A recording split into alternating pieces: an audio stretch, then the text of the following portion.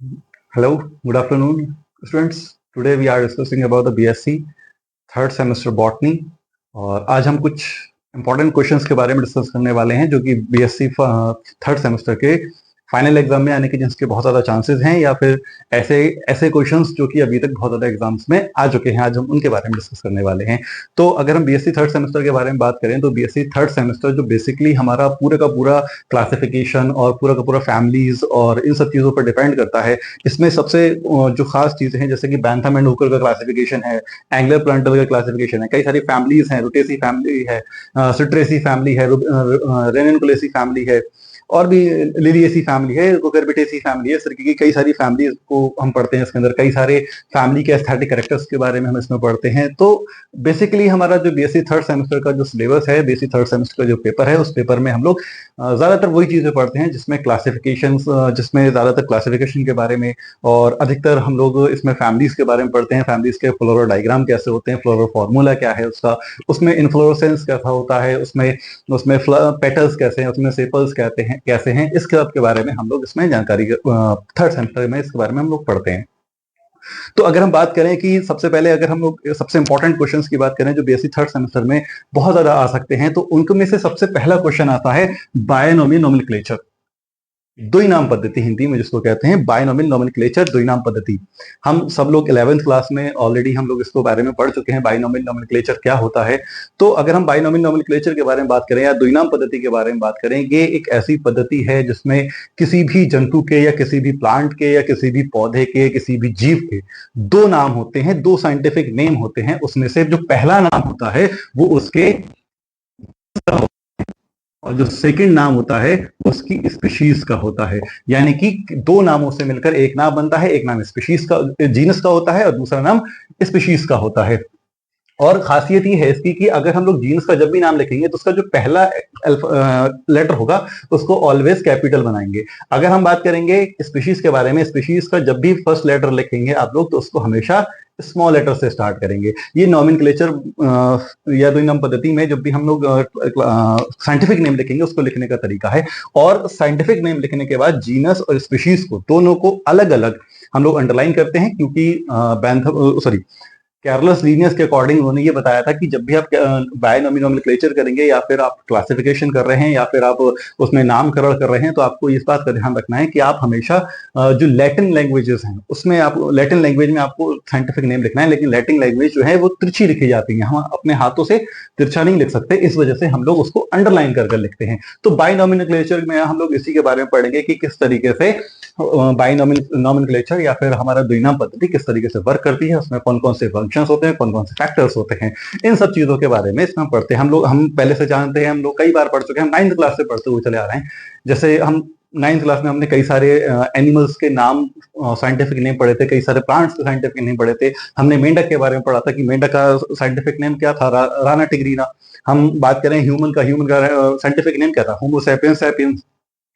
इसी तरीके से हमने बहुत सारे प्लांट्स के बारे में पढ़ा था। हम अगर 10th क्लास में जाए, 10th क्लास में हमने एक प्लांट के बारे में पढ़ा था जिसका नाम मटर के बारे में पढ़ा था। मटर मेंडल का जो एक्सपेरिमेंट था उसमें हमने पढ़ा था, मेंडल ने जो मटर ली थी उसका नाम क्या था, पाइसम सटाइवम। तो पाइसम सटाइवम या शीशम की बात करें, शीशम का नाम क्या है, डलबर्जियस सिसो।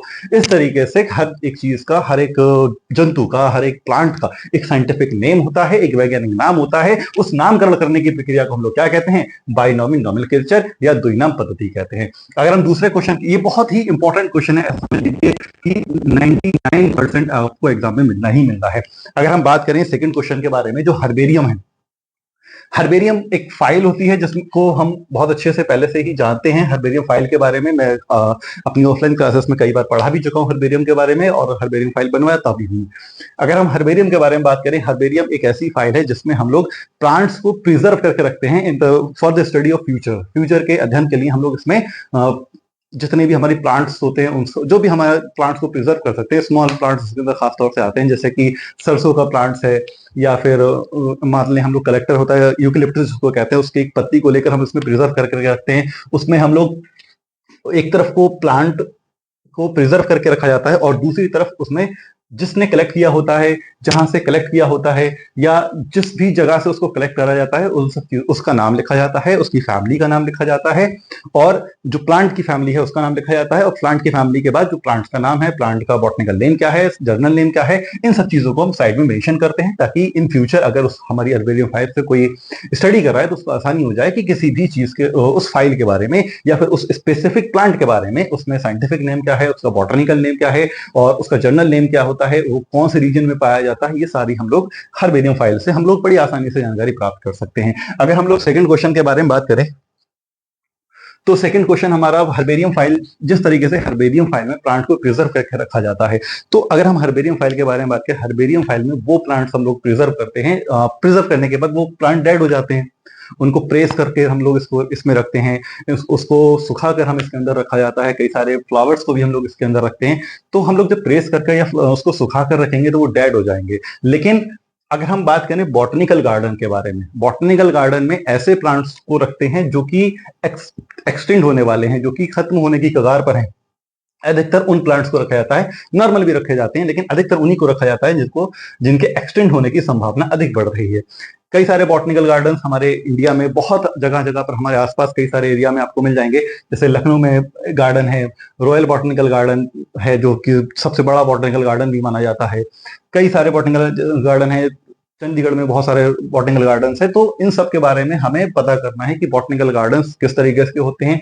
इनके बॉटनिकल गार्डन्स में हम अगर बात करें तो किस तरीके से हमें बॉटनिकल गार्डन में प्लांट्स को लगाना चाहिए, प्रिजर्व करना चाहिए, बॉटनिकल गार्डन का साइज क्या होना चाहिए।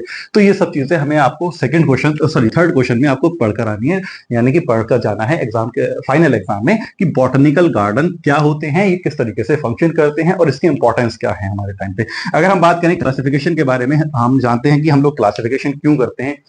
क्लासिफिकेशन करने के सबसे मेन रीजन ये रहता है कि अगर सिमिलर क्वालिटीज वाले प्लांट्स को, सिमिलर गुणों वाले या सामान्य गुणों वाले या सामान्य लक्षणों वाले प्लांट्स को एक ही जगह पर रखकर आसानी से अध्ययन किया जा सके।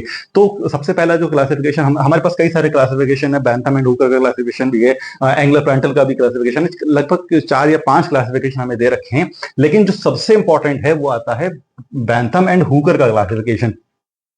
इन्होंने बैंथम एंड हुकर ने प्लांट्स को क्लासिफाइड किया था, वो किस तरीके से किया था, कौन कौन से इनके अंदर कमियां रह गई थी, या कौन कौन से इसकी इनकी खास बात थी, उसके बारे में हमें इसमें जानना है। कि इन्होंने मोनोकॉट्स को कहाँ रखा था, डाइकॉट्स प्लांट्स को कहाँ रखा था, इन्होंने अदर प्लांट्स को किस तरीके से डिवाइड कर रखा था, एंजियोस्पर्म को कहाँ रखा था, जिम्नोस्पर्म को कहाँ रखा था, मोनोकॉट कहाँ रखे थे, डाइकॉट कहाँ रखे थे।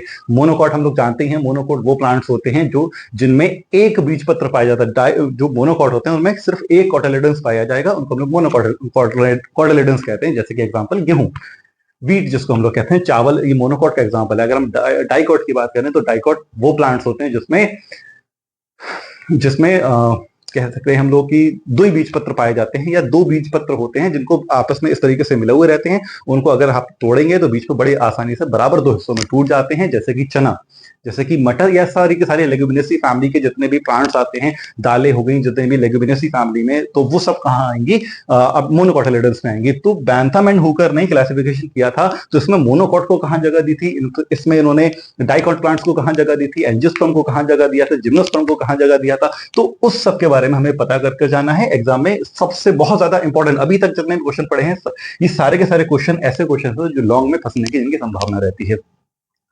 फिर उसके बाद क्लासिफिकेशन के बाद अगर हम वापस थोड़ा सा और आगे बढ़े, हम लोग फैमिली पर आते हैं। हमें कई सारी फैमिलीज के बारे में पढ़ना है। हमें पोएसी फैमिली एक वो फैमिली है जिसमें हम लोग वीट के बारे में, अनाजों के बारे में पढ़ते हैं। रुटेसी फैमिली, सोलोनेसी फैमिली, और भी मालवेसी फैमिली, कुकरबिटेसी फैमिली, जिसमें जो कुकरबिटेसी खीरा और कद्दू की फैमिली है। तो इस तरीके से सोलोनेसी फैमिली के बारे में, या फिर हम लिलिएसी जो फ्लावर की एक फैमिली है। तो इस तरीके से कई सारी फैमिलीज के बारे में हमें करीब 15, 20, 25 फैमिलियां हैं, लेकिन उनमें से कुछ खास हैं जिसके चांसेस बहुत ज्यादा है एग्जाम में आने के। फिर उसके बाद अगर हम बात करें, हमारा एक जो यूनिट है वो टोटली कंप्यूटर बेस्ड है, जिसमें सिर्फ और सिर्फ कंप्यूटर से रिलेटेड चीजों को पढ़ाया जाता है। जैसे कि सबसे पहले जीपीएस, जीआईएस और डेल्टा सिस्टम क्या होता है, इसके बारे में हमें जानकारी मिलेगी। Aesthetic characteristics of plants, plant के एस्थेटिक कैरेक्टर्स क्या होते हैं, प्लांट के एस्थेटिक लक्षण कौन कौन से होते हैं, उसके बारे में हमें इसमें पढ़ना है। हम बात करें बोनसाई प्लांट्स के बारे में। बोनसाई प्लांट्स क्या होते हैं? बोनसाई प्लांट्स वो प्लांट्स होते हैं जिसमें हम ऐसे प्लांट्स जो कि हायर प्लांट्स हैं, जैसे कि बरगद या फिर बड़ा नीम का प्लांट है, आम के प्लांट हैं, या ऐसे प्लांट्स जो लार्ज एरिया जिनको चाहिए, जो कि बहुत बड़े एरिया में होते हैं, उनको छोटे एरिया में एक गमले या फिर एक छोटे से जगह पर हम लोग उगा सकते हैं, तो उन प्लांट्स को हम लोग बॉन्साई प्लांट्स कहते हैं। कि आज ये ऐसा करना आज पॉसिबल है। बहुत सारे प्लांट्स को हम लोग आज बॉन्साई ट्रीज के रूप में उगाते हैं अपने आसपास। ICN क्या होता है? एंगुलर और प्लांटर का क्लासिफिकेशन। मैंने कहा था कि बैंथम एंड हुकर के अलावा भी एंगुलर और प्लांटर का भी क्लासिफिकेशन आ सकता है। ICN क्या होता है? GPS टैगिंग क्या होती है? प्लांट्स में GPS टैगिंग किस तरीके से की जाती है? और प्लांट आइडेंटिफिकेशन एप्स कौन कौन से होते हैं? कई सारे प्लांट आइडेंटिफिकेशन एप्स आते हैं, जैसे कि प्लांट नेट, प्लांट स्नैप। तो इस तरीके के कई सारे प्लांट आइडेंटिफिकेशन ऐप होते हैं, जिससे हम लोग प्लांट को आइडेंटिफाई कर सकते हैं कि ये प्लांट्स कौन सी फैमिली से है, इसमें फ्लावर्स कैसे होते हैं, इसके फूल्स कैसे, इसके फ्लावर कैसे होते हैं, इसके फ्रूट्स कैसा होता है, इसका इनफ्लोरेसेंस कौन सा है, इसकी फैमिली कौन सी है, इसका बॉटनिकल नेम क्या है, इसको किसने डिस्कवर किया है। इस तरीके की सारी चीजें, इन्फॉर्मेशन इसके अंदर निकल कर आ जाती है। तो ये प्लांट नेट, स्नैपचैट और प्लांट नेट करके दो एक ऐप हैं, आप इसको देख सकते हो। रूफ गार्डन क्या होते हैं? कई सारे प्रकार के हम लोग गार्डनिंग कहते हैं। रूफ गार्डन हो गया, हम लोग रूफ गार्डन होता है, और ग्राउंड गार्डन भी कहते हैं कई सारी जगहों पर, और कई सारे प्रकार के गार्डन होते हैं। वो हम सब गार्डन इसके अंदर पढ़ने वाले हैं, कैसे गार्डन होते हैं, क्या होते हैं। अगर हम बात करें टैक्सोनॉमी की, टैक्सोनॉमी क्या होती है? हम लोग जानते हैं कि हायर प्लांट्स जो मतलब जिनके सबसे ज्यादा कैरेक्टर्स मिलते हैं उनको एक जगह रखते हैं, जिनके थोड़े कम कैरेक्टर मिलते हैं तो उनको अलग रखते हैं। जैसे कि हम बात करें, हम लोग जानते हैं, हम लोग सबसे पहले किंगडम से स्टार्ट करते हैं। किंगडम के बाद फाइलम आता है, फाइलम के बाद डिवीजन, डिवीजन के बाद इस तरीके से हम जो भी आता है ऑर्डर, फैमिली, जीनस, स्पीशीज, इस तरीके से हम इसके क्रम में रखने की प्रक्रिया को हम लोग टैक्सोनॉमी कहते हैं। एमएस ऑफिस, मैंने बताया था कि कंप्यूटर का एक पूरा हमारे यहाँ एक सिलेबस, एक पूरा यूनिट दे रखी है, जिसमें एक या दो यूनिट है हमारे पास जिसमें कंप्यूटर से रिलेटेड चीजों के बारे में बताया गया। उसमें से एक सबसे इंपॉर्टेंट एमएस ऑफिस भी है। और दूसरा ई फ्लोरा क्या होता है? डिजिटल टैक्सोनॉमी भी जिसको हम लोग कहते हैं, कि ये क्या है, ई फ्लोरा किस तरीके से वर्क करता है, कैसा है, कहाँ हमको मिलेगा, किस तरीके से हमें इस पर प्लांट्स के बारे में सर्च करना है, किस तरीके का ये हमें डिटेलिंग प्रोवाइड कराता है, ये सब प्रक्रिया ई फ्लोरा कहलाती है। तो जितने भी अभी हमने लगभग 15 क्वेश्चन के बारे में हमने जाना, जो कि फाइनल एग्जाम में आने की जिनकी संभावना बहुत अधिक है, सबसे ज्यादा चांसेस हैं कि इन एग्जाम से इन क्वेश्चंस के बारे में पूछा जा सकता है। लेकिन कभी कभी क्या होता है, मान लीजिए बैंथम एंड हुकर आप याद करके गए हो, आपको एंगुलर प्लांटर याद नहीं करा, एग्जाम में आपको एंगुलर प्लांटर मिल गया, तो डरने की कोई जरूरत नहीं है। आपको क्या करना है, एंगुलर और प्लांटर, बैंथम एंड हुकर के क्लासिफिकेशन को ही एंगुलर प्लांटर की जगह लिख देना है। क्वेश्चन को खाली नहीं छोड़कर आना है, किसी भी क्वेश्चन को छोड़कर नहीं आना, सब क्वेश्चन को अटेम्प्ट करना है। जो क्वेश्चन अगर नहीं भी याद है तो उनको अपने पास से या फिर जो भी थोड़ा बहुत अगर आपको नॉलेज है उसके बारे में, तो वो लिखकर ही आना है। नहीं लिखने से आपके कोई भी नंबर नहीं मिलेंगे, अगर लिख कर आते हो तो शायद थोड़ा बहुत कुछ मिल जाए। तो इस तरीके के हमें जो 15 क्वेश्चन आज हमने पढ़े, तो ये बहुत ही इंपॉर्टेंट और बहुत ही महत्वपूर्ण कह सकते हो, जिनके चांसेस एग्जाम में आने के लगभग 95% चांसेस हैं कि एग्जाम में मिल जाएगा। अगर मैं बात करूं कि जितने भी ये सारे क्वेश्चन मैंने 9 क्वेश्चन इधर लिखे हुए हैं, इन 9 क्वेश्चन के जो चांसेस हैं उनमें से एक क्वेश्चन लॉन्ग में आएगा इनमें से 101%, और एक क्वेश्चन शॉर्ट में आएगा। यानी कि एक 15 नंबर में आएगा, एक 25 नंबर में आएगा। 15 और 25 को अगर हम आपस में जोड़ देते हैं तो सोचिए कितना, इसमें से सिर्फ 10 टॉपिक्स, हमें 9 टॉपिक्स पढ़ लेंगे तो हमें 15 और 25 क्वेश्चन का नंबर आसानी से मिल ही जाएगा। अगर हम बात करेंगे इन क्वेश्चंस के बारे में, ये क्वेश्चंस हमें शॉर्ट में मिलने की संभावना रहती है। तो इस पूरे चैप्टर्स को हम लोग इस तरीके से पढ़ने वाले हैं। धीरे धीरे हम लोग इन सारे टॉपिक को एक